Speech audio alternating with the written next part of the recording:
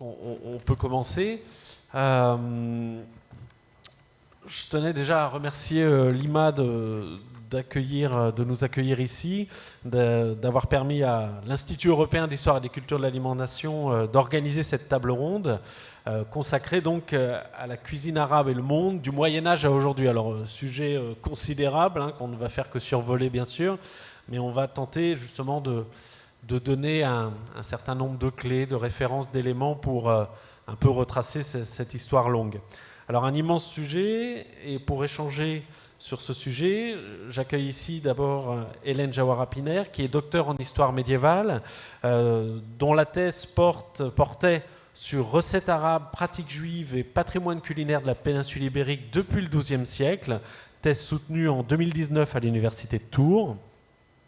J'accueille également Farouk Mardambey, qui est historien, éditeur, enfin les casquettes sont nombreuses, historien, éditeur, directeur de collection chez Actes Sud, et dont l'intérêt pour la cuisine n'est pas un mystère, parce que vous avez publié notamment un traité du pois chiche, et plus anciennement, Cuisine de Ziryab, une sorte de voyage gastronomique autour de la Méditerranée, un voyage au 9e siècle, c'est ça, le Ziryab est un gastronome musicien du 9e siècle. Et enfin, donc, Mohamed Oubaili, maître de conférence en histoire médiévale à l'université d'Aix-Marseille, et dont la thèse était consacrée au sucre, production, commerce, consommation au Moyen-Âge, et qui donc, j'ai envie de dire, tous les trois avaient comme point commun, finalement, de vous intéresser à ces échanges entre Occident et Orient, et qui, justement, sera la colonne vertébrale de cette table ronde. Mohamed Ouarfeli, j'ai dit Ouabaili, non toutes mes excuses. Et donc, justement, ça va être un peu le fil rouge de ces échanges, puisque on a, parce qu'il faut choisir un angle d'approche, c'est de voir comment est-ce que les cuisines arabes ont pu évoluer au fil des siècles dans leurs échanges, et ce qu'ils ont pu apporter aux autres traditions culinaires, et notamment, on va dire, même si on pourrait discuter longtemps de ces termes d'Orient et d'Occident, notamment en Occident. Mais j'aurais presque envie de commencer par la fin, dans le sens, aujourd'hui, est-ce qu'on peut parler d'une cuisine arabe? Est-ce que ce terme a un sens? Alors, je vous soumets la question tour à tour, face finalement à la diversité de ces cuisines. Est-ce que le simple fait de nous questionner sur la cuisine arabe, est-ce que c'est vraiment une façon pertinente de poser les choses?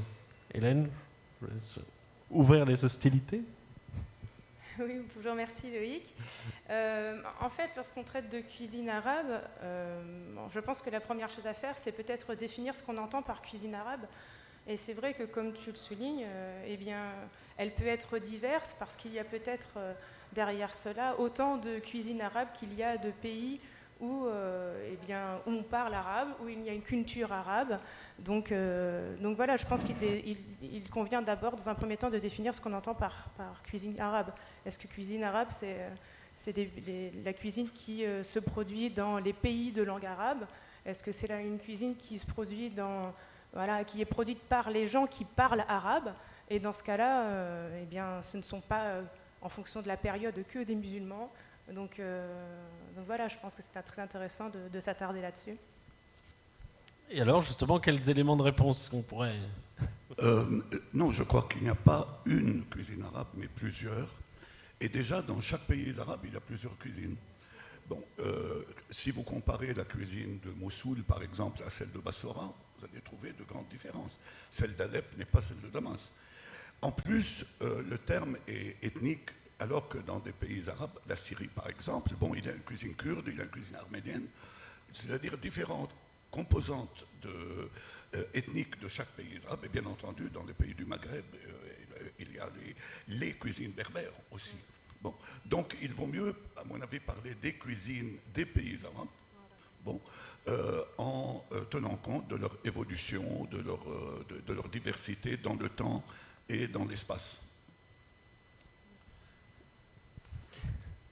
Merci Loïc. Alors aujourd'hui, on ne peut pas parler de cuisine arabe, mais plutôt de cuisine au pluriel, de diversité de cuisine, puisque donc on parle aujourd'hui de cuisine locale, de cuisine régionale, nationale.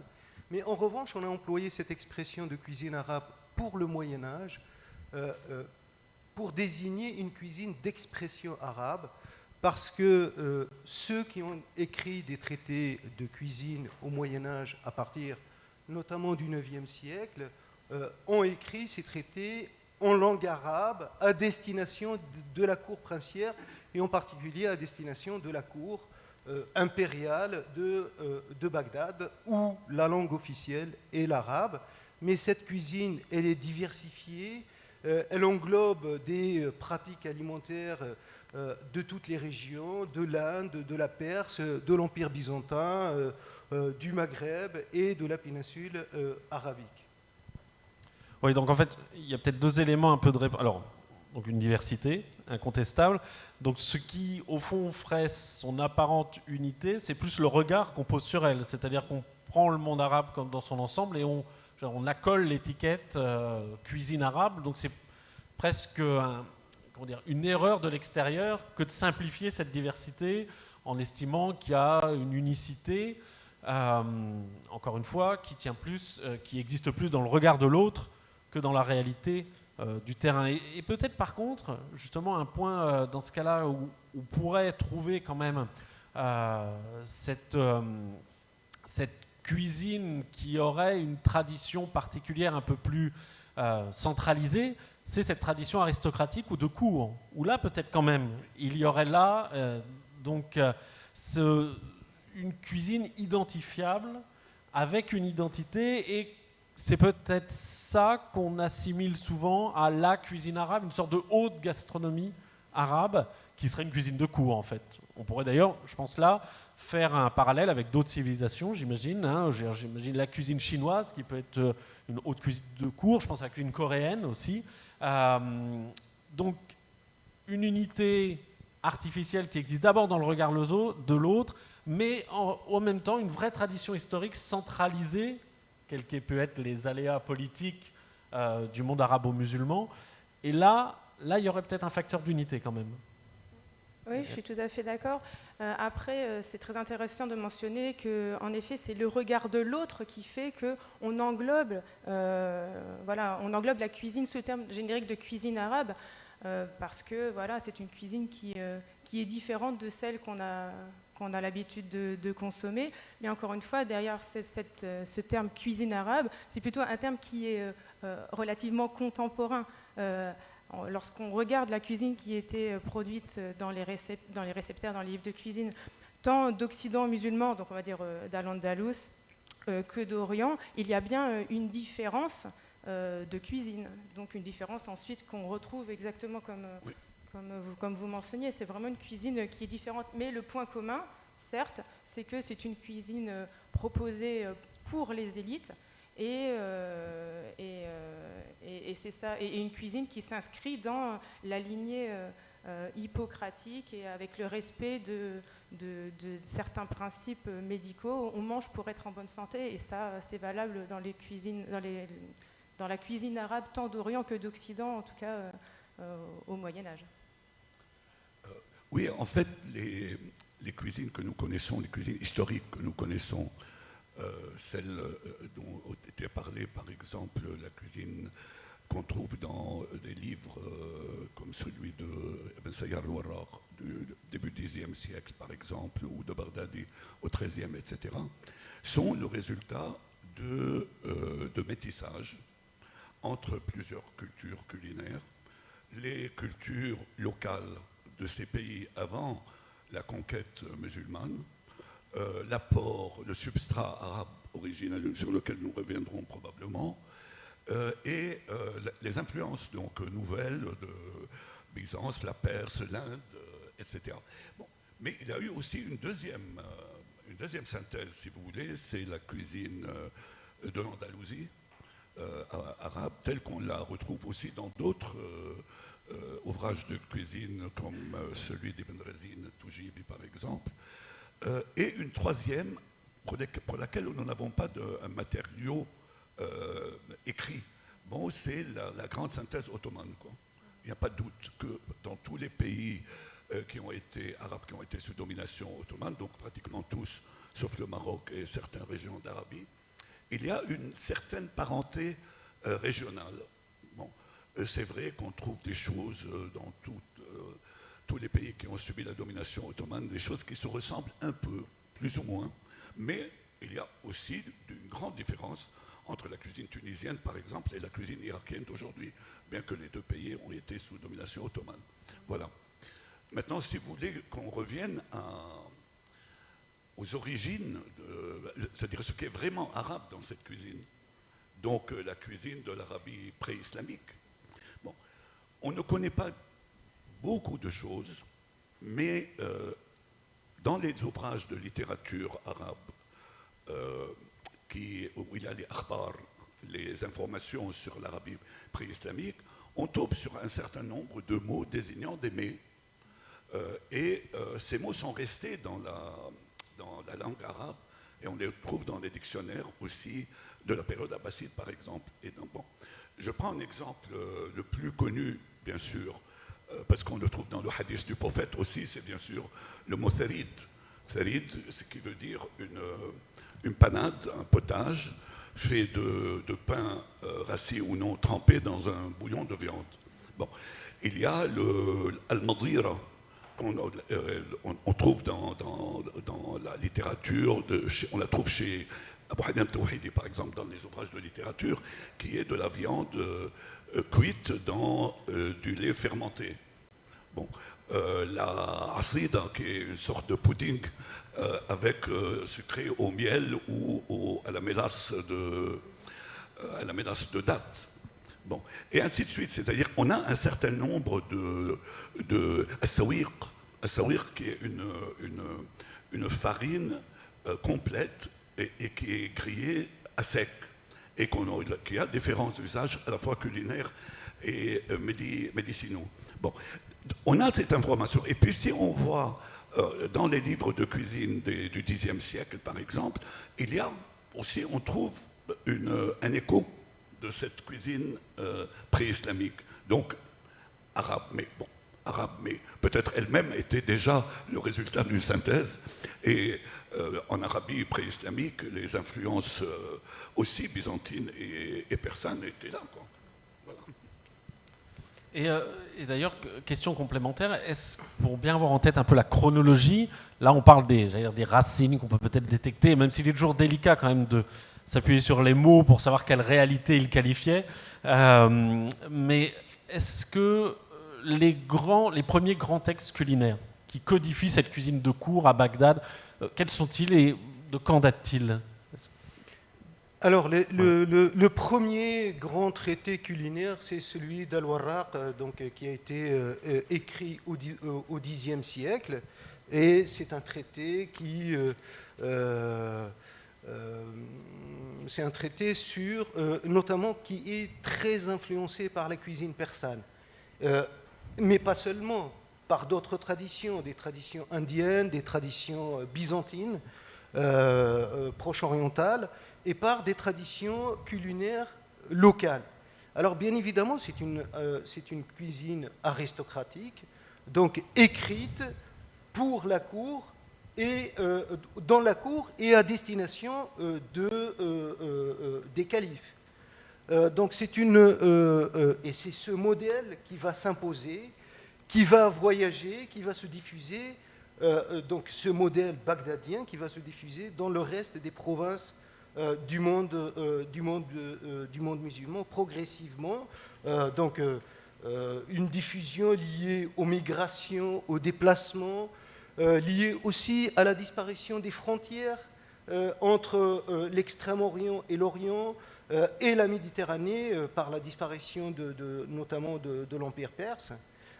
Et bien évidemment cette nouvelle tradition culinaire aristocratique, qui se base sur l'usage des produits de luxe, elle est totalement différente des traditions culinaires de la péninsule ibérique, et des traditions culinaires régionales et et locale. Et je me permets de vous citer un texte raconté par, en tout cas une anecdote racontée par le Basrien Al-Jahab, donc dans son livre des Avars, donc qui fait la distinction entre cette nouvelle culture culinaire des cours et les traditions de la péninsule arabique. Là, on est à quelle époque pour ce texte? C'est au IXe siècle. D'accord. Donc c'est Al-Jahab, il raconte dans son livre des Avars comment le grammairien Al-Asma'i interrogeait ses commensaux sur leur nourriture habituelle. Et l'un d'eux répondit, je le cite, c'est les chabariq. Donc ce sont des mets persans. Les chabariq, ce sont des mets préparés de manière très fine. Les khabis, qui sont dégelés à l'amidon, préparés avec du sucre. Les faloudj, donc qui sont des friandises faites d'amandes pilées et de sucre. Et Al-Asma'i de répliquer, c'est là la nourriture des Persans, les aliments de Khosroès, la chair du froment dans la salive de l'abeille et le beurre le plus pur. Ce n'était pas là la nourriture de la famille des Khattab, c'est-à-dire Omar ibn al-Khattab, et il dit aussi que Ibn al-Khattab réprouvait cela. Donc c'est une distinction très nette entre la cuisine originelle de la péninsule ibérique, qui est austère, qui est très simple, avec une nouvelle cuisine très riche, raffinée et très raffinée de la cour. Et plus complexe sans doute. Oui, c'est vrai que c'est exact. Après, alors du coup, pour le coup, plus en ce qui concerne les livres de cuisine qui ont été rédigés en Occident musulman, donc une cuisine qui se révèle par l'existence de 2 livres de cuisine, donc le Kitab al-Tabir, donc le livre de cuisine, et le Fudalat al-Hiwan, qui date de quand? d'Ibn Razim, 13e siècle, 12e, 13e. Alors c'est intéressant parce que c'est vrai que c'est une cuisine qui est proposée, qui est moins raffinée que celle qui est proposée dans les réceptaires d'Orient. C'est-à-dire plus simple dans ses réalisations? Plus simple. Ce sont des récepteurs qui, à eux deux, cumulent environ 1 millier de recettes quand même. C'est assez intéressant à préciser. Et c'est vrai que c'est une cuisine qui est certes à destination des élites, de par les ingrédients qui sont utilisés, mais une cuisine qui est moins raffinée que celle qui peut être proposée dans les récepteurs d'Orient. Néanmoins, pour parler de cette transmission, comme disait... donc c'est quand même très intéressant de remarquer qu'il y a quand même des plats qui, dans les récepteurs d'Al-Andalus, qui sont présents dans les récepteurs d'Al-Andalus, mais qui étaient déjà présents dans les récepteurs d'Orient, notamment des plats au vinaigre, et dont d'ailleurs l'intitulé change de sirbaj à sigbaj, et ensuite on change de nom à mukhlal pour... Voilà, ce genre, on voit en fait ce lien qui nous emmène d'Orient en Occident, puis on retrouve également, notamment dans le Kitab al-Tabir, des mentions de ce plat est un plat qui était préparé par les califes en Orient. Donc il y a cette transmission. Mais, donc il y aurait l'idée, alors je ne sais pas si je schématise, d'une tradition culinaire qui s'élabore à Bagdad, puis qui finalement voyage qui serait la cuisine des élites, mais qui s'adapte aussi. C'est-à-dire cette tradition culinaire naît elle-même d'influences diverses, on parlait de la Perse notamment, oui, certes, et ensuite, évidemment, s'adapte, parce qu'en plus, là, on chevauche un peu les siècles quand même. On passe du 10e au 13e. Donc, il y a ces évolutions et qui s'adaptent à des réalités locales aussi, par exemple des produits locaux aussi, tout simplement. Oui, une évolution qui s'adapte. Voilà, exactement, ça s'adapte, mais dans la cuisine des récepteurs d'Al-Andalus, il y a vraiment une cuisine différente de celle qui est proposée dans les récepteurs d'Orient. Et d'ailleurs, le deuxième, le Fudalat al-Hiwan. L'auteur du Fudalat al-Hiwan dit bien que la cuisine qui est proposée dans cet ouvrage n'a rien à voir avec... Et c'est un motif de fierté? Oui, parce qu'il dit qu'elle est meilleure. D'accord. Ouais. Donc là, c'est... comment dire? Est-ce que cette évolution s'explique... Encore une fois, on franchit vraiment les siècles, donc j'ai presque dire forcément, ça évolue. Mais est-ce qu'on a le sentiment qu'il y a aussi quelque chose qui s'explique par le croisement avec d'autres cultures? On parle d'Al-Andalus, je ne sais pas si on pourrait faire le même genre de remarque pour la Sicile aussi. Voilà. Oui. Bon, vous savez, la cuisine, la grande cuisine, la cuisine princière impériale bagdadienne a eu lieu au moment où la région assistait à ce qu'on a appelé la Révolution verte, ce que les agronomes appellent la Révolution verte, c'est-à-dire l'acclimatation au Proche-Orient des légumes et des fruits en provenance d'Asie centrale et d'Asie orientale. Bon. Et cela est extrêmement important parce que on voit dans ces livres de cuisine de Bagdad, on voit une foule de produits vraiment qui étaient inconnus probablement pour les Arabes avant la conquête. Bon. Donc là, il y avait des produits qui étaient localement, qui existaient en Syrie, en Irak, en Égypte, comme il y a des choses qui ont été importées durant cette période-là. Ensuite, il y a, comme je dis, il y a la synthèse andalouse, espagnole, bon, qui est extrêmement importante parce que là aussi, ils sont trouvés dans des endroits où les Arabes ont acclimaté des choses amenées d'Orient, d'Afrique du Nord et du Proche-Orient, mais aussi profiter de la richesse exceptionnelle de l'Espagne en matière de poissons, par exemple. Bon. Et on trouve beaucoup de recettes dans les livres de cuisine de l'Andalousie qu'on ne connaissait pas en Orient. Mais on trouve aussi, et ça c'est important pour voir un peu le voyage des mets, bon, dans ces livres, il y a toujours un chapitre qu'ils appellent les Ibrahimiyat. Ce sont des recettes attribuées à Ibrahim ibn al-Mahdi, qui est un peu le père fondateur de la cuisine princière, qui est Ibrahim ibn al-Mahdi est le demi-frère de Haroun Rachid. Et on dit qu'il a écrit le premier livre de cuisine qui ne nous est pas parvenu, donc qui a précédé celui de Warraq, bon, mais qui a été perdu avec d'autres livres de la même période. Bon. Et les choses inventées par lui, enfin inventées à partir aussi des choses qu'il a amenées de l'Orient, de la Perse notamment, ont traversé tout ce monde arabe pour s'installer en Andalousie. Et il faut dire que quand il y a eu la reconquête de l'Espagne, ces mets ont émigré de nouveau vers l'Afrique du Nord et notamment vers le Maroc, qui est devenu le conservatoire, je crois, de la cuisine arabe classique. Voilà. Le grand modèle, celui de Bagdad, là où ont été rédigés tous les traités de cuisine, au Xe siècle, on sait par exemple, d'après le Fehrest d'Ibn Nadim, qu'il y avait une dizaine de traités culinaires qui ont été rédigés par des courtisans et en particulier par des Iraniens donc, qui étaient très présents dans la cour de Bagdad. Alors ce grand modèle bagdadien a été imité par les gouverneurs des provinces musulmanes, c'est-à-dire de Syrie, d'Égypte, du Maghreb, et même on peut aussi parler de la cuisine à l'époque omeyyade, même si on n'a pas beaucoup de sources à cette époque, mais bien évidemment les gouverneurs syriens donc, qui vont en Al-Andalus transportaient avec eux des produits rares et exotiques donc, qu'ils ont acclimatés dans des jardins princiaux. Par exemple, on sait que ce sont des gouverneurs qui ont introduit la canne à sucre pour produire du sucre.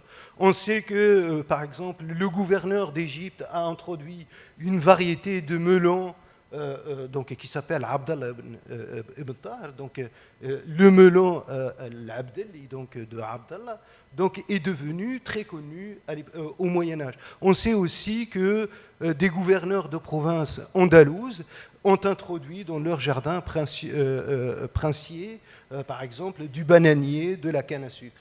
Donc tous ces produits qui viennent d'Orient pas seulement les produits, mais aussi des traités culinaires, de la pharmacopée, de la botanique, donc, qui ont été étudiés, traduits à Bagdad. Donc se sont diffusés d'Orient vers l'Occident. On pourra peut-être parler plus tard des influences sur l'Occident latin, et on produit des pratiques similaires du grand modèle bagdadien, avec bien entendu des adaptations avec la production locale, par exemple en Al-Andalus ou au Maghreb. C'est vrai que c'est un point important, le fait de ne pas se représenter évidemment la cour de Bagdad comme un ensemble monolithique, mais qu'elle-même, cette cour, était faite d'influences diverses, présence des Perses en effet, donc il est évident que le métissage, c'est pas juste celui de la cuisine, c'est celui des hommes, partout, tout le temps en réalité, et puis ensuite, évidemment, après, avec l'arrivée des Seljoukides, des Ottomans, enfin, finalement, ça a été permanent. C'est vrai que, tout à l'heure, je parlais du regard extérieur, au fond, quelle étiquette à coller, puisqu'on parle de cuisine ottomane aussi, si on a envie. Enfin, c'est évidemment toutes ces appellations qu'on a tendance à donner sont toujours largement artificielles. C'est des sortes de facilités de langage, en fait, qui gomment la complexité du réel. Alors, un point sur lequel, en effet, on peut rebondir un peu dans ce voyage permanent des hommes, des cuisines, des produits aussi, ça c'est vrai. Ces échanges... alors j'allais dire non, Orient-Occident, non. Monde musulman, monde chrétien, on va dire. Il y a notamment, j'ai envie de dire, une tarte à la crème qui revient tout le temps, c'est les croisades. Les croisades comme tout d'un coup, moment où l'Occident va découvrir le sucre, moment où le safran va arriver en Occident, encore une fois en Occident chrétien. Or, je crois qu'il y a quand même beaucoup de légendes autour de ça. C'est finalement un temps facile à identifier. On se dit voilà un moment de contact clair, donc on a tendance à y voir une clé explicative facile, alors qu'on sait bien que les échanges et les contacts finalement s'opèrent quand même de façon en dehors de ces temps forts, de ces temps évidents, j'allais dire, s'opèrent de manière continue. Alors, est-ce qu'on doit quelque chose aux croisades? On pourrait presque formuler dans ces questions d'échanges culinaires entre monde musulman et monde chrétien. Juste quelques mots sur ça. C'est vrai que, comme tu disais, des échanges, il y en a tout le temps en fait. Donc en fait, tout dépend le focus qu'on veut donner à notre propos. Forcément, comme disait M. Rafali, c'est-à-dire que dans la cuisine que l'on trouve, notamment en Al-Andalus, il y a une permanence de certaines habitudes qui ne sont pas que des habitudes culinaires venues d'Orient, mais des habitudes également des arts de la table. Et en ce cas, je pense que M. pourra vraiment nous en toucher quelques mots. Mais c'est vrai que l'influence orientale dans la cuisine d'Al-Andalus, elle se voit par exemple, dans le Kitab al-Tabir, il y a une recette qui s'appelle plat de légumes à la ziryab, pas aux légumes de ziryab. Donc là, c'est vraiment, on va dire, une des marques les plus évidentes de cette transmission culinaire. Donc ça, c'est très intéressant. Mais également, dans l'ordonnancement des plats, on retrouve des indications qui disent que lors d'un banquet à Séville, on servait 7 plats les uns à la suite des autres, et ça, c'était pas du tout quelque chose qui était une habitude qui était propre à l'Andalous. Ça l'est devenu, mais c'est une habitude qui nous venait d'Orient. Donc c'était, je pense, assez intéressant pour étayer les propos de M. Rafali. Oui. D'abord, il y a une influence chrétienne dans la cuisine bagdadienne elle-même. C'est-à-dire, cette cuisine n'était pas le fait seulement de musulmans, mais aussi de chrétiens et de juifs, qui, d'après leur tradition culinaire, les interdits religieux ont joué un rôle important. On sait par exemple que dans le livre de Messayyar Douarra, cette catégorie qu'il appelle les moussawarat, c'est-à-dire les frauduleuses qui sont des plats que faisaient les chrétiens de la région, qui étaient majoritaires. N'oublions pas qu'il était majoritaire à l'époque, bon, démographiquement, et qu'ils utilisaient pour le carême, le temps des carèmes, c'est-à-dire c'est des plats où, avec des légumes, ils imitaient un peu la forme de la viande et des poissons, etc. Bon. Mais si vous voulez qu'on parle maintenant de l'influence, c'est plus que l'influence de la cuisine des pays arabes en Occident, il y a le fait que, par la force des choses, beaucoup de produits inconnus en Occident dans le bas Moyen-Âge sont passés forcément par le monde musulman pour arriver en Europe. Bon, c'était évident. Alors, les historiens aussi de l'agronomie parlent des épinards, parlent de l'artichaut, parlent de l'asperge, de l'aubergine, bien entendu, bon, mais aussi de certains agrumes, de la banane, qui a été cité, ou de certains produits de base, le riz, le blé dur, c'est énorme, enfin, la canne à sucre, la noix de coco. Bon, tous ces produits ne sont arrivés en Occident qu'en passant par le monde musulman, par l'Afrique du Nord, peut-être certains par les Balkans, je ne sais pas, mais enfin, essentiellement par l'Afrique du Nord. Donc, il y a des légendes à propos de ça. On dit que Ziriab a introduit l'asperge en Espagne. Mais il y a le fait qu'en Espagne, il y a une école, il y a des agronomes fameux, des jardins extraordinaires, où ils ont acclimaté et ils ont développé des choses. Probablement l'artichaut que nous connaissons a été amélioré, enfin à partir d'une boule d'épines, a été amélioré en Espagne musulmane pour devenir l'artichaut que nous connaissons. Bon, il y a un apport andalou considérable dans l'histoire des plantes en général.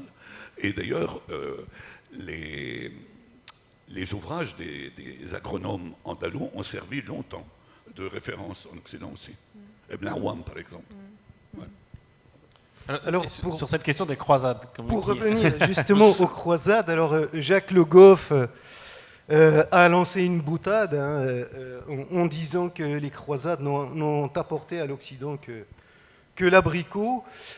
En fait, pour montrer l'impact très limité des croisades sur les échanges dans le monde méditerranéen, entre le monde musulman et le monde latin. Alors, c'est un peu difficile de juger ce rôle des croisades, mais il n'empêche que les échanges entre monde musulman et monde latin datent d'avant les croisades. On sait, par des documents, que les marchands italiens en particulier fréquentaient les échelles du Levant, fréquentaient le Maghreb, donc depuis le Xe siècle. Donc au moment du déclenchement des croisades, les routes du commerce dans le monde méditerranéen entre le monde musulman et le monde latin étaient très connues. Alors, quel est le rôle des croisades? Les croisades, par l'intensification bien évidemment des mouvements de troupes, des déplacements entre les échelles du Levant et l'Occident, les croisades ont intensifié, ou en tout cas les échanges avec le monde musulman. C'est-à-dire à partir du XIIe siècle, les échanges commerciaux ont pris donc un essor considérable. Mais bien évidemment, pour chercher c'est-à-dire le contact entre le monde latin et le monde musulman, il faut plutôt voir les zones de contact. Les zones de contact, c'est la péninsule ibérique, c'est la Sicile, donc qui sont des régions qui ont produit des contacts féconds, qui ont produit c'est-à-dire une diffusion de recettes, de traditions culinaires, de manuscrits aussi, notamment sur la pharmacopée sur la médecine, etc., des traités de diététique, etc., etc. Donc les croisades n'ont pas joué un rôle central. Alors quand on regarde les traités culinaires, on a très peu de recettes qui sont échangées. Par exemple, on sait que les croisades, par exemple, que dans le traité d'Al-Wasla, donc c'est un traité qui a été rédigé par un prince ayoubide au XIIIe siècle, on a au moins 2 recettes donc, qui sont des recettes franques. Hein, par exemple, des pains aux épices, entre guillemets, qu'on appelle aflagants, et surtout, on a apprécié les grillades à la franque. Hein, on a plusieurs recettes qui sont développées et qui montrent une certaine influence de la cuisine franque en Terre Sainte, en tout cas pour être plus précis, dans les cours princières du Proche-Orient. Alors bien évidemment, pour les influences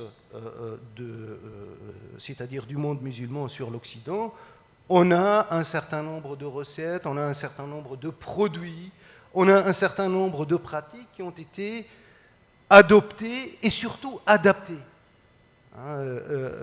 dans le monde occidental. Alors, je crois que tu voulais ajouter quelque chose? Oui, vraiment pour rebondir justement sur les propos précédents, il est vrai que je pense que la péninsule ibérique, donc Al-Andalus et la Sicile, sont les 2 territoires les plus flagrants et qui peuvent, les plus représentatifs de ces échanges. Parce qu'il faut savoir, si on parle de la péninsule ibérique, que eh bien forcément, la présence musulmane en péninsule ibérique arrive à partir du moment où il y a la conquête de la péninsule ibérique en 711. Mais avant ça, on a des témoignages d'une présence juive en péninsule ibérique depuis 150, donc depuis le IIe siècle, qu'ensuite les musulmans sont arrivés et il y avait déjà la présence d'une communauté, de petites communautés chrétiennes, de communautés chrétiennes existantes déjà en péninsule ibérique à cette époque-là. Donc déjà, il y avait échange à partir de ce moment-là. Un échange qui, on va dire, se voit en fait à travers le premier livre de cuisine de la péninsule ibérique, où on retrouve des mentions de certaines habitudes des chrétiens. Et où on trouve également 6 recettes qui sont explicitement juives. Et ça, c'est totalement unique en fait. Ça n'existe pas dans l'autre réceptaire, dans les autres réceptaires, d'ailleurs a posteriori, puisque à part le foot de la Taqliwan qui est postérieur au Kitab al-Tabir, ce sont des réceptaires qui ont été rédigés sous domination chrétienne. Donc c'est le seul en fait qui propose des recettes exclusivement juives. Donc déjà, il y avait déjà ce métissage à ce moment-là. Et en cuisine, ça ne s'est vu que dans ce livre de cuisine. Et après, la Sicile est également un des meilleurs exemples, puisqu'on trouve la présence de ces communautés, de ces communautés juives, chrétiennes et musulmanes, qui ont vécu sur ce même territoire pendant, jusqu'à l'invasion, on va dire, après des chrétiens au début du XIe siècle. Et ce témoignage de ce métissage est présent également dans la cuisine. Et d'ailleurs, le Kitab al-Tabir d'Andalousie contient une recette qui s'appelle plat à la sicilienne, enfin qu'on traduirait plat à la sicilienne. Donc il existait déjà en fait ce métissage culinaire. Oui, c'est-à-dire il faut avoir à l'esprit que durant cette période du Moyen-Âge, le monde arabo-musulman, disons, était au centre de tous les réseaux de commerce importants dans l'histoire. C'est-à-dire, il reliait le nord, c'est-à-dire, disons, les pays de la mer Noire jusqu'au Yémen, les pays de l'Inde jusqu'à l'Andalousie. Et dans cet espace économique, il y avait des échanges de toutes sortes, y compris des échanges culinaires. Bon, l'une des choses, par exemple, intéressantes dans le traité dont a parlé M. Orfali, Al-Wasla, qui est du XIIIe siècle, il y a 3 recettes. C'est fait à Alep, probablement, au XIIIe siècle. Et il y a 3 recettes de couscous, par exemple. Bon, en disant très bien que le couscous et maghrébin, etc. Oui. Mais il donne la recette exacte du couscous. Bon. Autre chose, on a parlé de la Sicile. Vous savez que jusqu'à maintenant, dans des villes à l'ouest de la Sicile, des villes s'enorgueillissent de leur couscous, par exemple. Bon, donc je veux dire que les échanges étaient beaucoup plus intenses qu'on ne l'imagine dans cette période. Je dis cela, par exemple, par rapport au traité à l'Oslan, le traité à l'Épin, là, c'est que il n'y avait pas de recette encore écrite de couscous en Occident musulman avant le XIIIe siècle. Bon, c'est-à-dire, dès que les recettes ont été rédigées, consignées en Afrique du Nord ou en Andalousie, elles sont passées aussi rapidement au nord de la Syrie, dans un autre traité de cuisine. C'est quelque chose qui montre un peu l'intensité des échanges durant cette période. Et on a l'impression toujours que cela n'a commencé qu'au XVIe siècle, etc. Alors un point justement qui a été soulevé à plusieurs reprises, je pense, et qui là aussi est peut-être mal connu, c'est la question des ouvrages. On parle de livres de cuisine, mais on évoquait aussi tous les ouvrages de pharmacopée, par exemple. Or, les frontières entre la cuisine, là je pensais à la confiserie notamment, ne sont pas aussi claires qu'aujourd'hui. C'est-à-dire que, notamment, cette pharmacopée arabe, eh bien, elle était riche de préparations à base de sucre, et certains estiment que finalement la tradition de confiserie en Occident serait née de ces savoir-faire arabes qui auraient justement gagné l'Occident, mais à travers des ouvrages, je pense à ceux du pseudo-Mézoué notamment, qu'on estime être à la base, que certains estiment être à la base de la confiserie occidentale. Alors qu'en est-il ? C'est-à-dire que là, justement, on n'est pas dans les croisades, dans le spectaculaire, mais plus dans des voyages de textes qui, en effet, ont été largement diffusés ensuite en Occident. Alors là, ce serait un autre canal possible d'influence. Qu'en est-il de ces... Alors, c'est cette tradition de diététique, en quelque sorte, donc elle remonte justement à l'époque du Xe siècle, lorsque les califes de Bagdad ont fait appel à des chrétiens historiens, à des juifs, à des musulmans, pour traduire la médecine, l'astrologie, les mathématiques, la pharmacie grecque ancienne. Et donc à partir de ce moment, on a traduit beaucoup de textes médicaux, pharmaceutiques, donc, qui se sont diffusés aussi vers les provinces musulmanes, en particulier l'Égypte, Kérouan, qui est un centre très important des études sur la pharmacopée, la médecine et la botanique, mais aussi la péninsule ibérique. Alors, à partir de ces régions, donc on a diffusé ces traités médicaux, pharmaceutiques, de diététique aussi. La diététique, bien évidemment, s'occupe de préparations qui sont destinées à des personnes affaiblies ou à des personnes malades, mais ces préparations se sont progressivement glissées vers une consommation, ou en tout cas pour des personnes saines.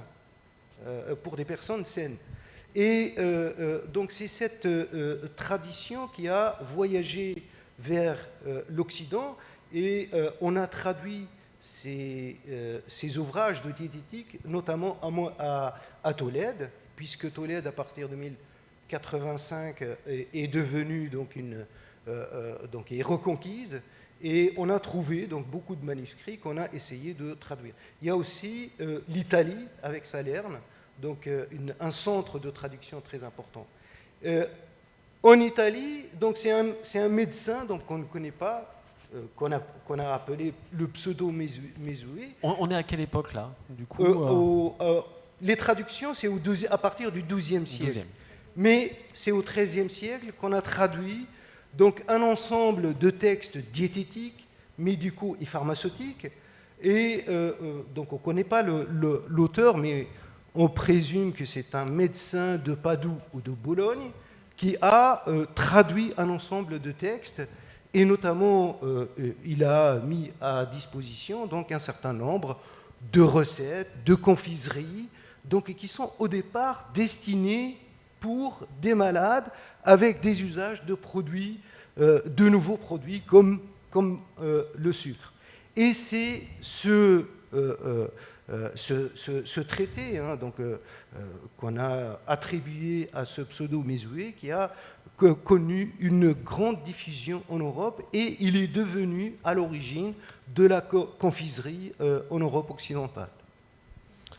Et donc ça, je pense que vraiment ce voyage des textes, souvent c'est quelque chose qu'on se représente assez mal aujourd'hui, on n'a pas conscience. Encore une fois, on s'attarde sur, je parle des croisades, on peut estimer que les zones de contact comme à l'Andalous aussi, on se les représente assez bien, mais c'est vrai que je pense que cette question des manuscrits, des traductions, c'est quelque chose qui souvent est un peu méconnu du grand public. Or, c'est quelque chose, je pense, d'assez fondamental, et ce basculement aussi du sucre diététique, du sucre curatif au sucre plaisir, on va dire, c'est quelque chose aussi dont on n'a pas nécessairement conscience, le statut aussi au Moyen-Âge du sucre comme épice, au fond.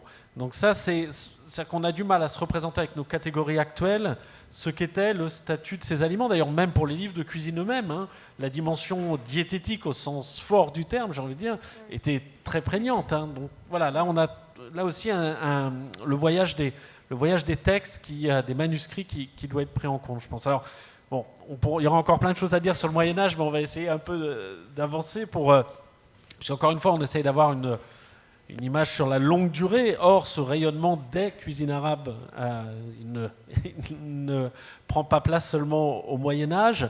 Alors, on a aussi beaucoup parlé. Alors, c'est vrai qu'il faudrait faire le distinguo entre cuisine, alimentation, c'est-à-dire les produits, parce qu'on parle aussi beaucoup des produits.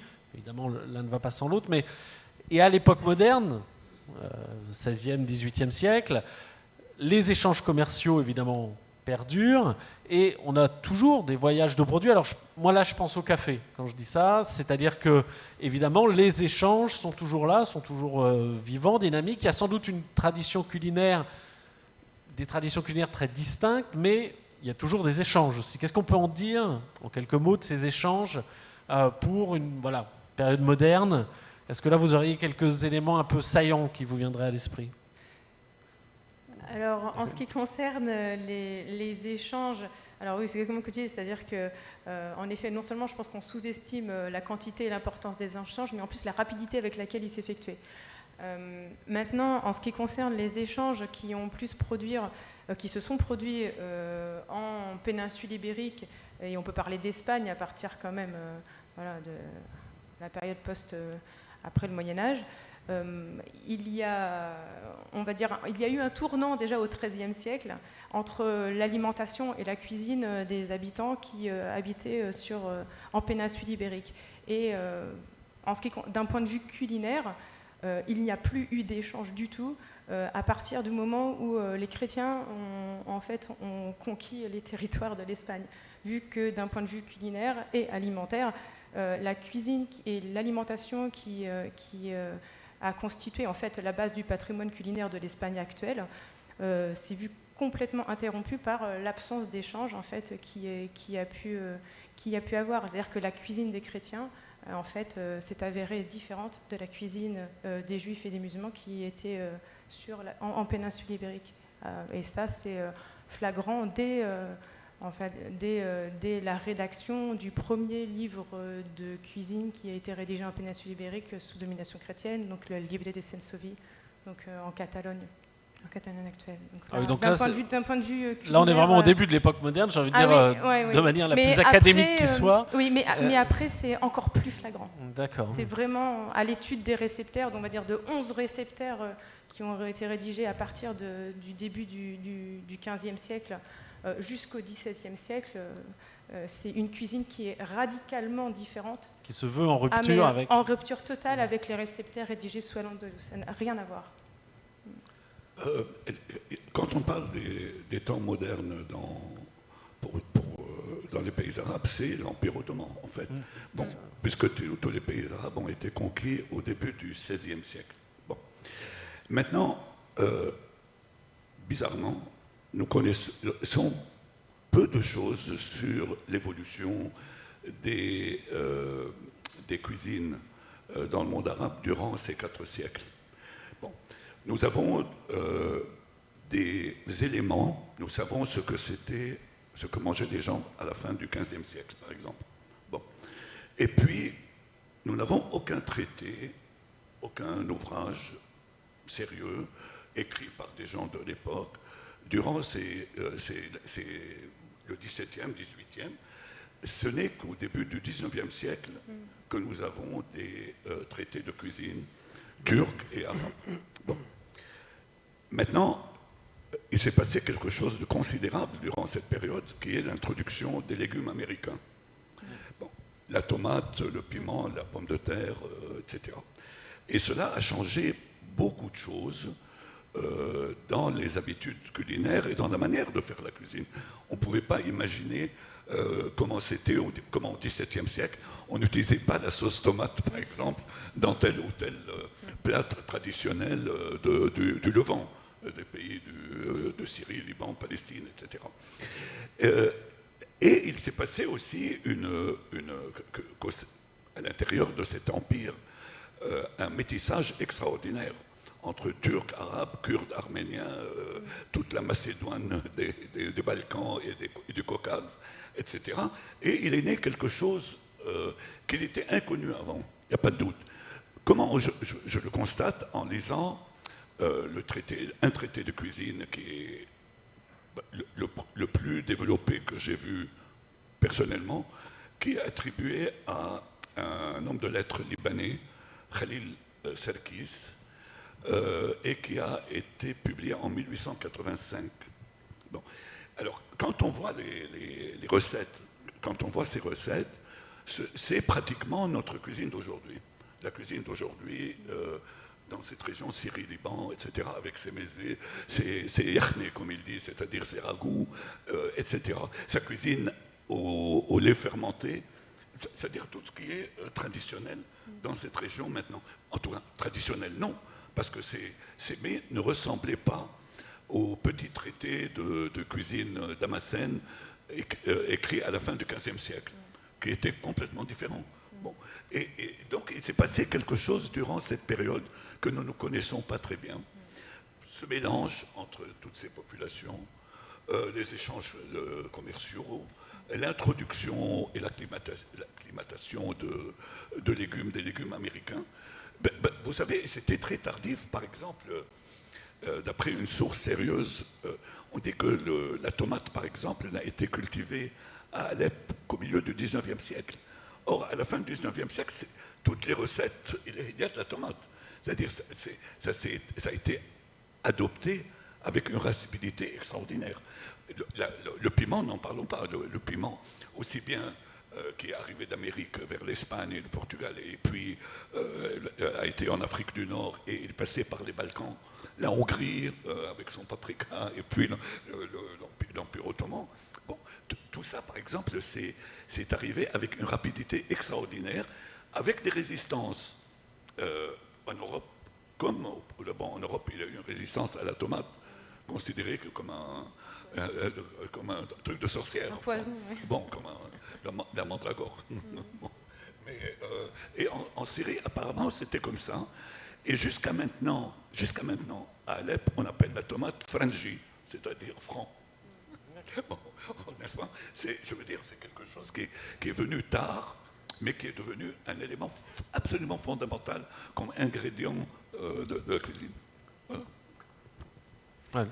Alors, oui, pour compléter sur l'époque moderne, du coup, c'est vrai qu'on se représente mal cette rupture, et c'est pareil en Occident, des produits américains. C'est vrai que c'est quelque chose que je n'avais pas à l'esprit, qui sont devenus fondamentaux ensuite dans toutes nos cuisines, que ce soit régionales ou donc pour le monde oriental, l'ensemble du bassin méditerranéen. Je pensais aussi au fait qu'on qualifie de blé turc, évidemment le maïs, qu'on peut appeler blé turc, qu'on trouve parmi d'autres appellations, le terme de blé turc.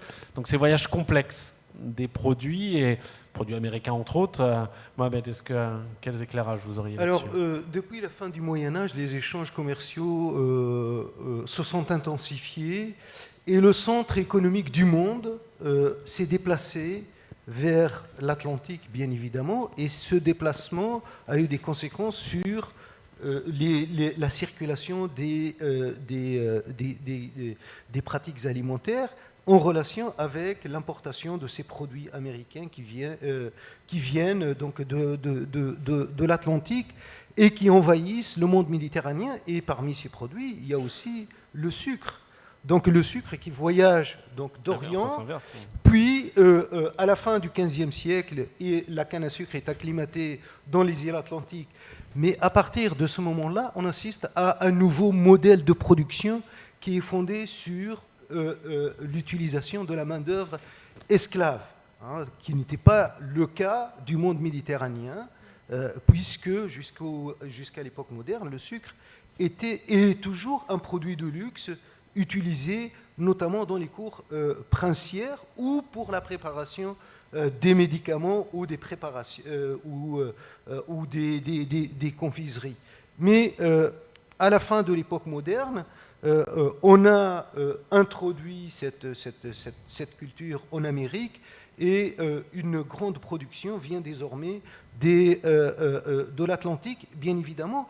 Ça, c'est cette nouvelle production massive correspond aussi au début de la consommation du café dans le monde méditerranéen.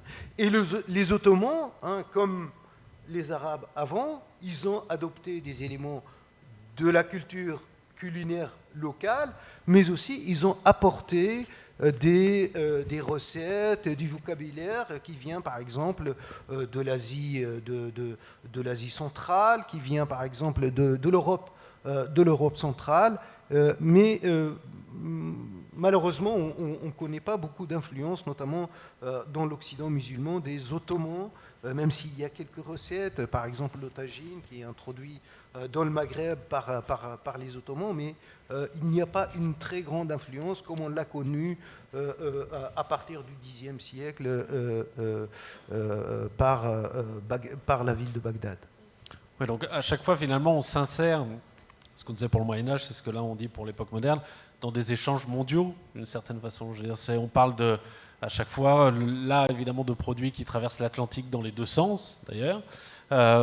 Tout à l'heure, on évoquait le fait que des produits viennent de Perse. On parle d'Asie centrale, évidemment, avec les Ottomans. Donc, à chaque fois, ce sont des échanges où, finalement, la focale est compliquée à régler, c'est-à-dire savoir quelle est la bonne échelle pour appréhender ces cuisines. On est parfois dans le très local, et puis on se retrouve pris dans des échanges à l'échelle du monde, notamment lorsqu'on évoque les produits, la circulation commerciale. Et donc, c'est toute la complexité d'appréhender ces identités culinaires, et c'est finalement, encore une fois, la façon, les mots qu'on doit employer pour cerner ce qu'est une tradition culinaire dans un lieu donné. Il n'y a sans doute pas, encore une fois, d'échelle vraiment adéquate pour parfaitement les appréhender. Alors, si on doit continuer un peu à dérouler, je suis désolé comme ça d'aller de siècle en siècle, alors qu'il y aurait à chaque fois tellement à dire. Autre séquence, on va dire, sur laquelle, quand on traite cette question des influences, on ne peut que s'arrêter, c'est la question de la colonisation, bien sûr. Se dire, là aussi, on pense à la France, quelle a été, dans les traditions culinaires françaises, notamment, si on veut justement restreindre un peu le sujet, l'impact, à travers des produits, à travers des recettes, de la colonisation. C'est-à-dire, on a parlé du couscous déjà, est-ce que voilà un plat qu'on imagine désormais totalement installé, qui est totalement installé dans les habitudes alimentaires françaises, mais au-delà de cet exemple-là, est-ce qu'on repère vraiment des changements profonds dans les habitudes alimentaires, dans les habitudes culinaires françaises, des changements qui découlent de la colonisation? Alors moi, je prendrais juste du coup l'exemple du couscous. C'est vrai qu'on a l'impression que c'est quelque chose d'assez récent, ou alors c'est très ancien, mais on ne sait pas très bien le dater. Donc voilà, la première recette de couscous, c'est ça, c'est le XIIIe siècle, mais c'était pas le couscous comme on l'entendait, enfin comme il est consommé la plupart du temps de nos jours. C'était un couscous qui avait, voilà, qui contenait de la laitue, donc, enfin, voilà, entre autres ingrédients, mais voilà, sans courgettes, voilà, sans ces ingrédients-là. Donc c'est vrai qu'il y a une évolution dans le plat, mais le couscous reste, et en plus depuis qu'il est classé au patrimoine, fait partie des plats emblématiques de cette cuisine dite arabe en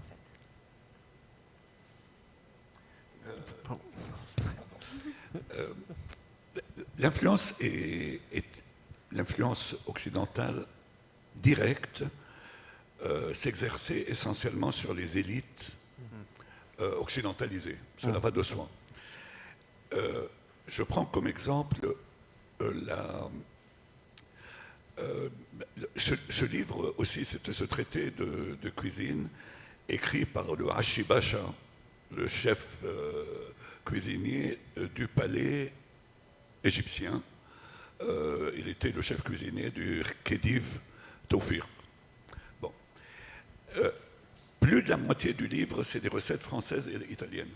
Plus de la moitié du livre. Et le reste, d'ailleurs, ce ne sont pas des recettes traditionnelles égyptiennes, mais des recettes syro-libanaises, introduites par les Shawam, c'est-à-dire les Levantins qui avaient émigré en Égypte. On peut déceler des influences occidentales sur un autre niveau. D'abord, cela mérite une recherche sérieuse et des études, à vrai dire. Je n'ai pas trouvé. Par exemple, la culture du restaurant. Cela a commencé quand exactement? Comment s'est développé le restaurant par rapport à la cuisine du marché traditionnelle qui existait dans le monde arabe, qui était une sorte de fast-food avant la lettre. Bon. Mais la culture du restaurant, c'est une nouveauté. C'est une influence occidentale. Autre chose, c'est les manières de table. Par exemple, quand est-ce qu'on a introduit la table haute avec ses chaises autour, alors qu'on mangeait d'habitude, qu'on mangeait sur une table basse, et assis en tailleur. Bon, quand est-ce qu'on a introduit la table basse? La fourchette. Moi, je ne sais pas. C'est-à-dire, ce sont des petites choses qui sont les 3 repas, par exemple, quotidiens. Moi, je suis sûr que ce n'était pas le cas dans le monde musulman traditionnel. Et jusqu'à maintenant, ce n'est pas nécessairement le cas partout. Et dans les milieux populaires, cette introduction des manières occidentales s'est faite dans les milieux riches, dans les milieux bourgeois, aristocratiques, etc., à partir du XIXe siècle. Probablement, des chrétiens libanais ont dû jouer un rôle dans cela assez tôt, des milieux aristocratiques égyptiens, etc. Bon.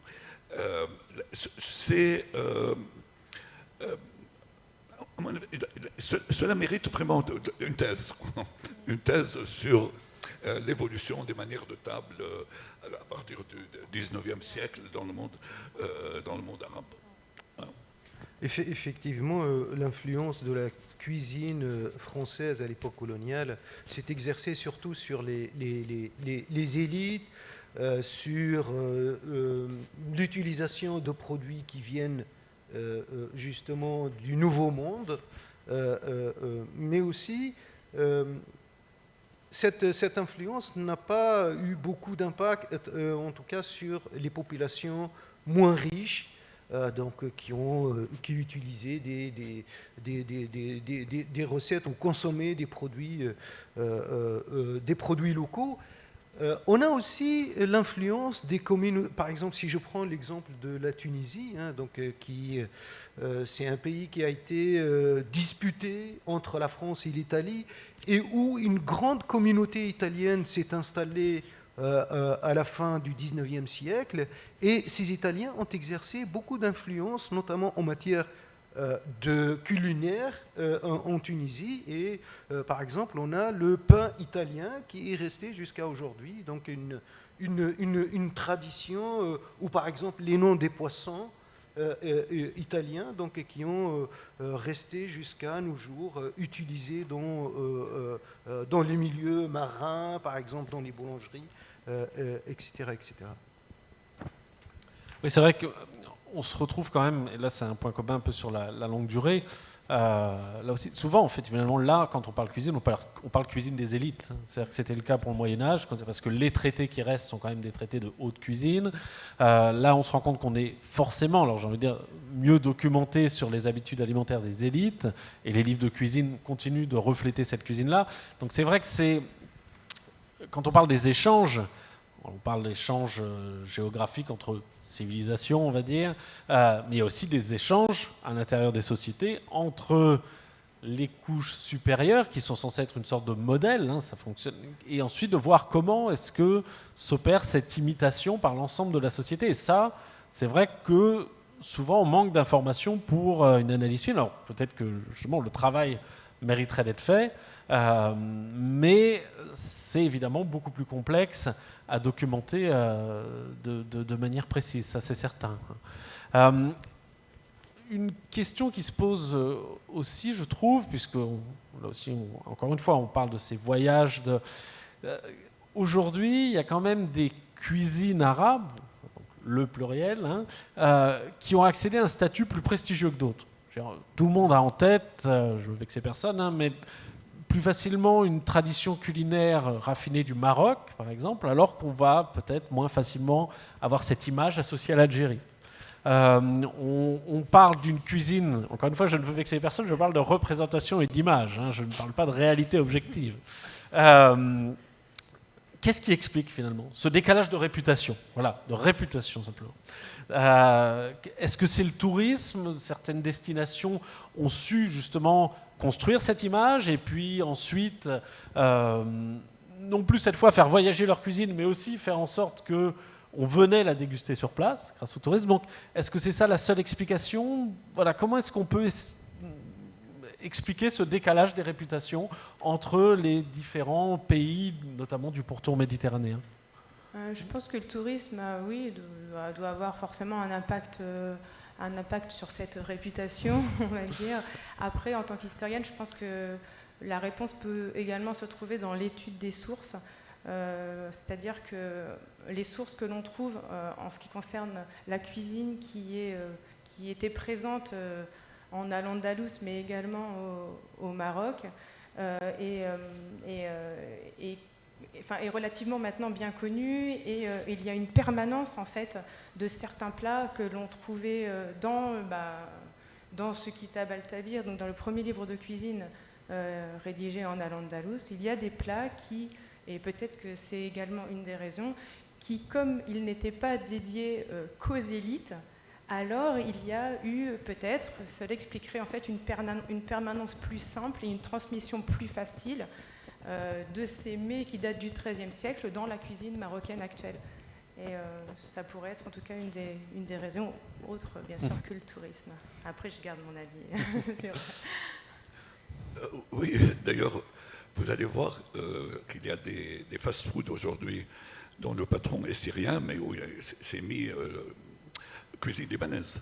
Bon, parce que c'est comme ça, à cause du tourisme, les Libanais ont une meilleure renommée, disons, que les Syriens. Comme les Marocains, les Français ont des difficultés à reconnaître les mérites des Algériens, bon Dieu. Et alors que la cuisine algérienne est très riche, très intéressante et très variée, mais quand on parle de cuisine algérienne, on dit voilà, oui, ils ont un couscous, mais ils ont d'abord 20 couscous, et sinon plus, et ils ont une foule de plats, dont certains hérités de l'Andalousie, d'autres venus d'Orient, à l'époque ottomane. Bon, alors que ces plats-là n'existent pas au Maroc. Bon, je veux dire, c'est une cuisine riche, mais on a de la peine à reconnaître que la cuisine algérienne est importante. Voilà. Bon, c'est comme ça. Il y a je ne sais pas si c'est quelque chose qui a une... comment dire, je ne veux pas dire une méchanceté, mais enfin, un héritage colonial. Voilà, c'est ça. Voilà. Bon, mais en vérité, si on oublie cela, on voit que le monde entier a changé en matière d'habitudes culinaires avec la mondialisation. Et les vieux comme moi qui connaissent Paris, par exemple, des années 60, bon, il y avait à Paris un restaurant libanais, un seul, bon, qui était du côté du Panthéon, et pas loin de l'église maronite, et c'est tout. Bon, il n'y avait pas un sushi, il n'y avait pas un kebab à la turque, là. Ce sont des choses qui sont introduites durant les 3-4 dernières décennies, et partout dans le monde se sont répandus un certain nombre de plats. Alors, je sais que des mets syro-libanais ont émigré depuis longtemps en Amérique latine, par exemple. Il m'est arrivé de manger un kébé, d'ailleurs très mauvais, dans le nord-est du Brésil. Bon. Mais il y avait des émigrés syro-libanais qui étaient là et qui faisaient du kébé. Bon.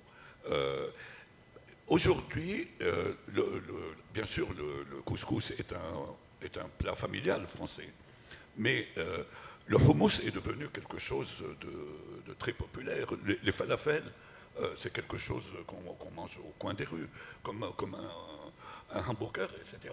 Je veux dire, il y a eu un changement considérable à l'échelle mondiale, et y compris dans le monde arabe aussi, d'ailleurs. Tous ces produits venant de loin ont été adoptés par les gens en fast-food. Bon. Et c'est le cas aujourd'hui en Europe pour un certain nombre de mets originaires d'Afrique du Nord ou du Proche-Orient. Effectivement, il y a 3 facteurs essentiels qui ont contribué à populariser une cuisine aux dépens d'une autre. D'abord, le tourisme, évidemment, et puis l'élite, aussi bien, par exemple, de l'autre côté de la Méditerranée qu'en France ou en Europe, où on a fait la promotion d'une certaine cuisine, par exemple la cuisine marocaine, la cuisine libanaise, mais aussi il y a le rôle des communautés émigrées qui sont installées en Europe et qui se sont investies, par exemple, dans la restauration et qui ont, par exemple, qui essaient de populariser une certaine cuisine en Europe. Par exemple, il y a beaucoup de restaurateurs marocains, il y a beaucoup de restaurateurs libanais qui ont rendu effectivement cette cuisine ou ces cuisines, donc des cuisines de prestige, etc., etc. Mais ça ne veut pas dire, alors bien évidemment en tant qu'historien, ça ne veut pas dire que la cuisine marocaine est plus intéressante que celle d'Algérie ou la cuisine libanaise, mais bien évidemment cela dépend de l'élite, de l'investissement qu'on fait pour populariser une certaine cuisine dans le monde occidental. Merci beaucoup. Je pense qu'on va passer aux questions de la salle. Alors, apparemment, il y a 3 questions. On a un quart d'heure, donc je pense qu'on aura le temps de développer les réponses. Donc je vais passer la parole à la salle. Est-ce qu'il y aurait une question? Madame? Attends, le micro.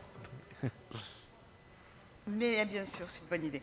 Je voulais juste revenir sur la question du couscous, parce que ça me paraît tard, le 13e, comme date d'apparition de ce plat qui est popularisé et que tout le monde connaît aujourd'hui.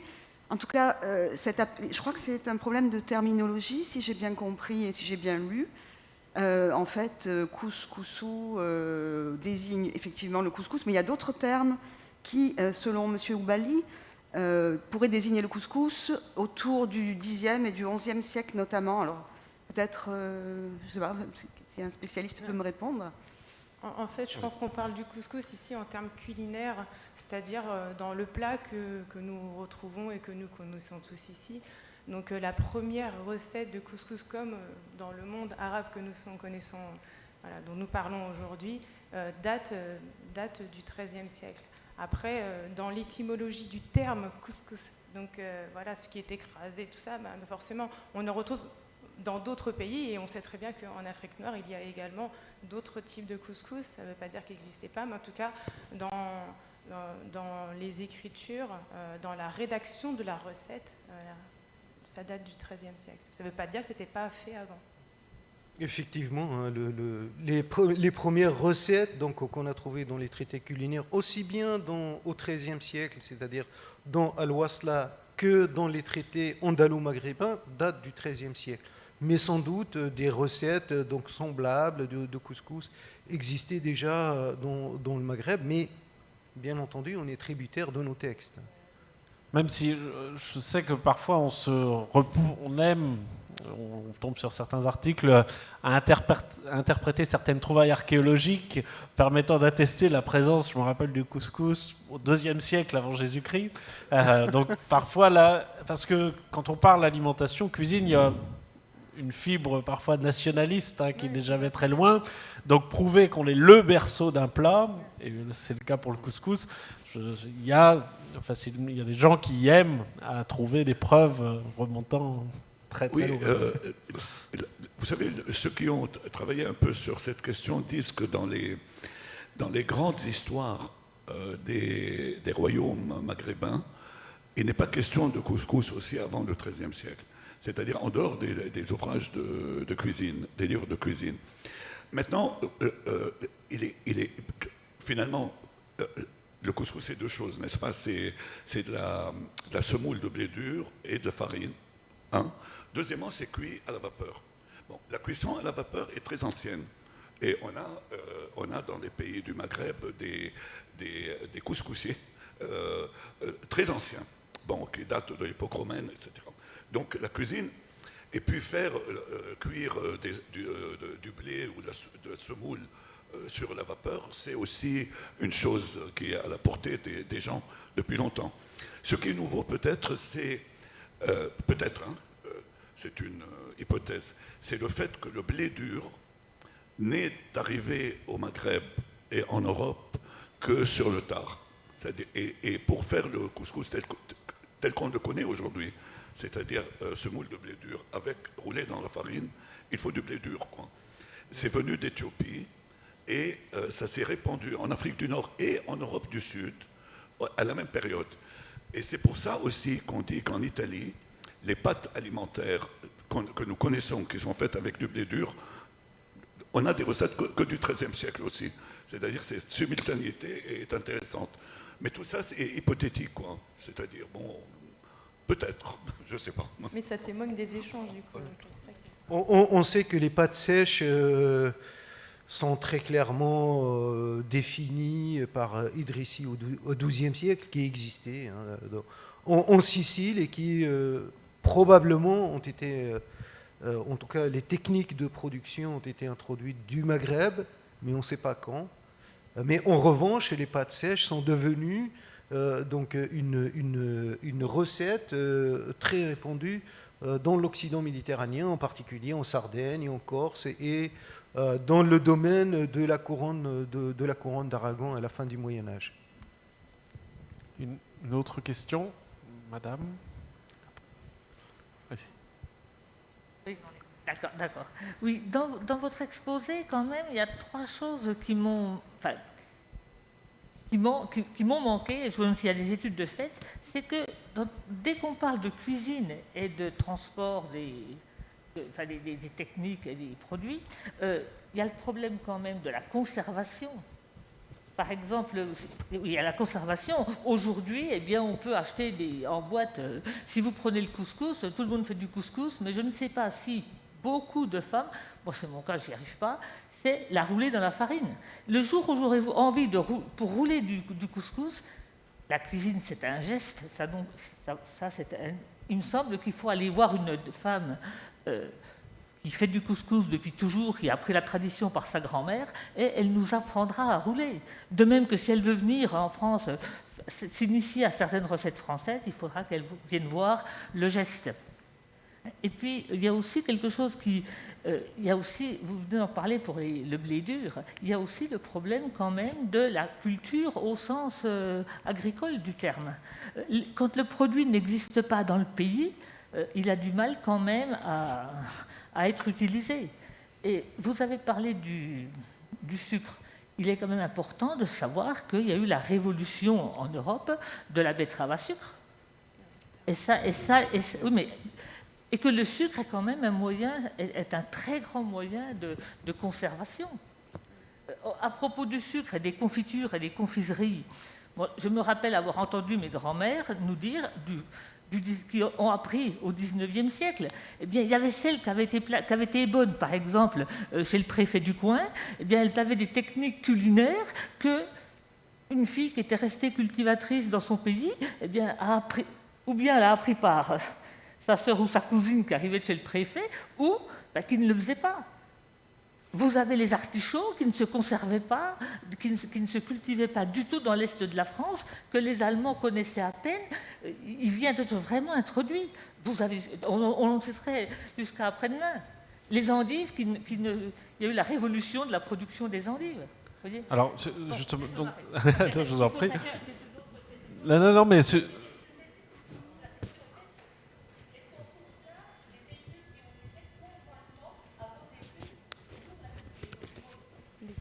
Alors, donc sur ces questions j'allais dire de la conservation des produits, du sucre, Mohamed, je pense que... Alors, oui. Au départ, le sucre, quand on l'a fabriqué, c'était pour des raisons médicales, pour rendre les drogues absorbables. C'était dans le domaine médical, dans la pharmacie, dans la préparation des médicaments, des confiseries pour les malades. Progressivement, effectivement, le sucre est devenu un produit de conservation. Donc, il convient mieux que le miel dans la conservation d'un certain nombre de produits. Mais ce n'est pas le seul usage du sucre, c'est-à-dire qu'il n'y a pas que la conservation, mais aussi pour préparer des recettes à base de sucre. Oui, jusqu'au XVIIIe siècle. Oui, justement, et c'est ça qui est aussi la pratique du sucre de betterave a quand même révolutionné aussi l'emploi du sucre. Et les confiseries, c'était aussi des moyens je reviens à la conservation. Pour arriver de Bagdad à l'Espagne, heureusement qu'ils étaient dans du sucre qui les conservait. Excusez-moi, pour le sucre a été produit massivement, aussi bien dans le sud de l'Irak qu'en Égypte, en raison de la présence de canne à sucre dans ces... Bon. Et il n'était pas très cher, d'après les études qui ont été faites sur la consommation des classes populaires dans le monde musulman au Moyen-Âge. Et on consommait du sucre autant que du miel. C'est-à-dire, ce n'est pas du tout le cas de l'Europe. En Europe, c'était un produit de luxe, une épice introduite tardivement. Mais dans le monde musulman, ce n'est pas le cas. Et je prends comme témoin, disons, ce petit traité Damascène de la fin du XVe siècle, où tous les desserts sont faits avec du sucre, pas avec du miel. Il n'y a pas de dessert avec du miel. Mais du sucre de moyenne ou de mauvaise qualité. Par exemple, en Égypte, on utilise de la mélasse. Oui. Et pas le sucre raffiné 3 fois qui est utilisé par le sultan. Mais il connaissait bien aussi différentes sortes de sucre. Par exemple, le sucre candi. D'ailleurs, le mot candi est d'origine arabe. Qant. Qant. Bon.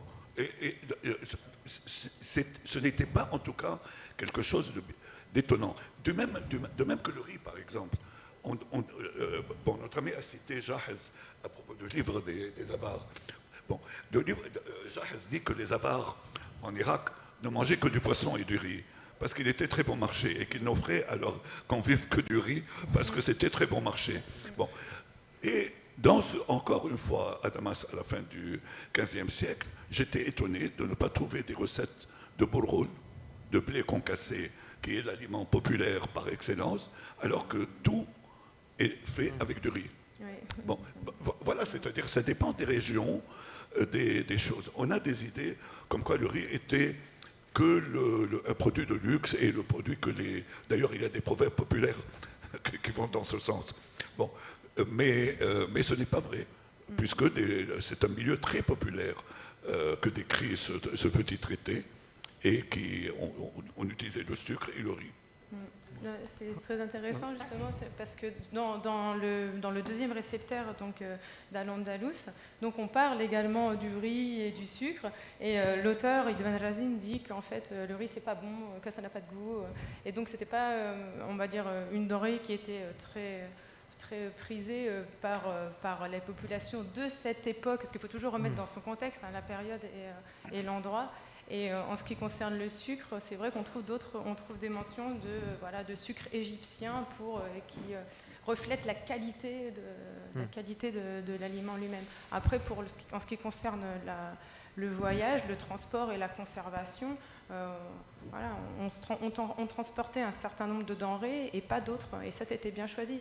Maintenant, et pour preuve de l'importance et de la permanence de certains usages, notamment dans le transport, on retrouve bien du poisson séché dans le traité d'Ibn Razim qui s'appelait Mouchama, mais qu'ensuite en Espagne on retrouve sous le nom de Mohama, et ça existe tout le temps, du thon séché qui était également utilisé, dont on retrouve des traces, et même dans les procès d'inquisition du 15e, 16e siècle. Oui, et puis on peut avoir des situations, et là je pense à la cuisine médiévale d'Occident chrétien, où finalement, des ingrédients qui étaient indispensables à cette cuisine venaient quand même de l'autre bout du monde, sont les épices. Donc ce n'était certainement pas local, hormis le safran, ce n'était certainement pas cultivé localement, et pourtant c'était indispensable à la cuisine. Donc les situations peuvent être évidemment parfois beaucoup plus complexes que simplement, et notamment pour ces cuisines aristocratiques qui pouvaient se le permettre, et qui même d'ailleurs, parce que cela venait de loin, et que donc c'était cher, c'était bien sûr un marqueur du statut social, et c'était un élément indispensable à la cuisine. Donc c'est pas juste les ingrédients locaux qui, là, en l'occurrence, façonnent la tradition culinaire. On a adopté de nombreux moyens de conservation et de transport, de conditionnement aussi et de transport de tous les produits qui ont voyagé, qui ont circulé sur de longues distances dans le monde méditerranéen, mais pas seulement, entre l'Afrique, l'Asie et l'Europe. Tout à fait. On va prendre une troisième question, madame. Ah, pardon. Moi, je voudrais parler parce que je suis allée il y a longtemps en Égypte, et j'étais très très déçue et même triste de trouver rien pour manger. Et là, pendant votre exposé, personne n'a parlé de l'Égypte, sauf là pour le sucre. Cette absence de ce grand pays et grande civilisation et tout, pourquoi il y a cette pauvreté de cuisine? Oui, c'est vrai qu'on retombe sur la question des réputations culinaires, et l'Égypte est assez absente de nos représentations, je trouve. C'est vrai en matière culinaire, justement. J'avais donné l'Algérie comme exemple, mais l'Égypte c'est peut-être encore plus pertinent, je trouve. Pourtant, au Moyen-Âge, dans les traités d'Al-Andalus, il y a une connaissance et une reconnaissance de pratiques culinaires spécifiques avec un plat l'oun-mousli, donc un plat égyptien. L'un des grands traités de cuisine en arabe a été écrit en Égypte au début du XIVe siècle. Kanz al-Fawaid, et qui a été d'ailleurs très récemment traduit. Cela, c'est vrai, si ça vous intéresse. Il y a 2 traductions parues récemment en anglais des grands traités de cuisine, et qui sont vraiment extraordinaires, parce que la traduction est magnifique, très bien, très soignée, faite par une Irakienne qui s'appelle Nawal Nasrallah. L'un, c'est le traité de Messayyar al-Warraq, c'était pas notre ami, et l'autre, c'est Kanz al-Fawaid, qui est fait en Égypte au début du XIVe siècle. Et récemment, j'ai vu qu'il y avait aussi une traduction en français du livre attribué à Ibn al-Adim, ou bien à ce prince ayoubide d'Alep, Kitab al-Wusla ila al-Habib, qui a été traduit en français. Là. Ça devait être une thèse de doctorat ou un truc comme ça. Là, c'est tout récent. Donc, on a maintenant les 3 bibles, si je puis dire, de la cuisine de cette région du monde en français. Et cela, j'espère que ça encouragera de plus en plus à traiter de l'histoire de la cuisine dans cette région du monde. Absolument. Parce qu'il y a très peu de choses, très peu d'intérêt dans les milieux universitaires sur cela. Alors qu'il y a des Voilà. sources. Alors, quand on... donc à propos de l'Égypte, cela dépend bien évidemment de quelle cuisine. Si on parle de la cuisine de cour, ou la cuisine princière, elle est très riche, elle est nourrie par toutes les traditions byzantines, persanes de la péninsule arabique. Elle est très riche, qui utilise beaucoup des produits de luxe, des produits rares. Et quand on s'intéresse à la cuisine populaire, effectivement, elle est un petit peu... Alors, je reste tout de même prudent, elle est un petit peu pauvre dans la mesure où quand on regarde, par exemple, les récits de voyage, les voyages des Occidentaux, comme vous, donc, et qui se plaignaient d'une nourriture un petit peu pauvre, inadaptée. Ils n'ont pas l'habitude, par exemple, de consommer des poissons du Nil, etc. etc. Donc, mais bien évidemment, on ne connaît pas exactement cette cuisine proche-orientale, c'est-à-dire de toutes les catégories sociales. Les pauvres ont accès à une nourriture pauvre, austère, etc., en fonction des produits locaux qui existent. Mais en revanche, pour les catégories sociales, donc c'est une cuisine de prestige, c'est une cuisine très riche, donc qui utilise tous les produits du monde. Puisque l'Égypte, à la fin du Moyen-Âge, c'était le centre du monde musulman, avec le Caire comme capitale, qui supplante Bagdad après 1258. Mais c'est vrai que ça reste quand même un peu étonnant parce qu'on a avancé deux arguments. Une forte tradition culinaire, l'Égypte peut s'en prévaloir, et le tourisme en Égypte, quand même, on peut dire qu'il est important. Et malgré ça, il y a ce déficit. Je ne sais pas si c'est dû à l'Angleterre, je ne sais pas si au fond c'est la question de... Est-ce que les liens particuliers entre la France et le Maroc, la France et le Liban ont pu aussi jouer pour une sorte de valorisation de la cuisine de ces deux pays, ce qui n'a pas été le cas avec l'Angleterre. Je ne sais pas où sont vraiment les... Encore une fois, au-delà de la réalité objective, c'est la question aussi des réputations. Alors même si là vous parlez d'une expérience personnelle qui renvoie sans doute à une, on va dire là aussi à un vécu concret, mais au-delà de ça, on parle de réputation, et c'est vrai que clairement, je pense que la cuisine égyptienne ne s'est pas construite cette réputation, et il y a toujours une part qu'on a du mal, je pense, à bien appréhender. Je suis tout à fait d'accord, mais je pense aussi que c'est une volonté, en fait. Par exemple, pour prendre l'exemple du Maroc, le Maroc a fait preuve d'une réelle volonté de connaissance et de reconnaissance de son patrimoine culinaire. Et ça, c'est indéniable. Et ça a un poids très important dans la connaissance de la culture culinaire du Maroc. Il y a une réelle volonté de ce pays pour connaître et faire reconnaître la richesse de son patrimoine culinaire.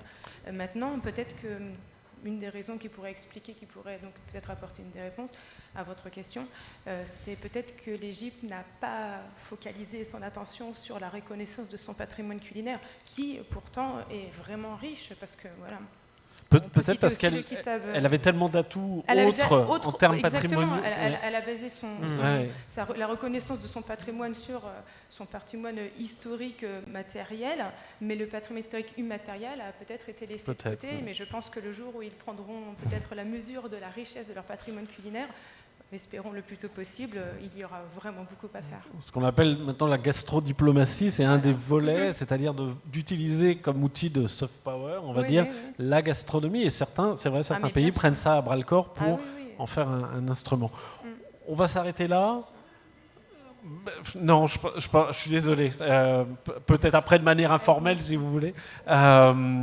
On va s'arrêter là avec un grand merci. Je trouve que c'était riche. On a réussi sur un sujet immense à... Merci à vous. Et merci d'être venu.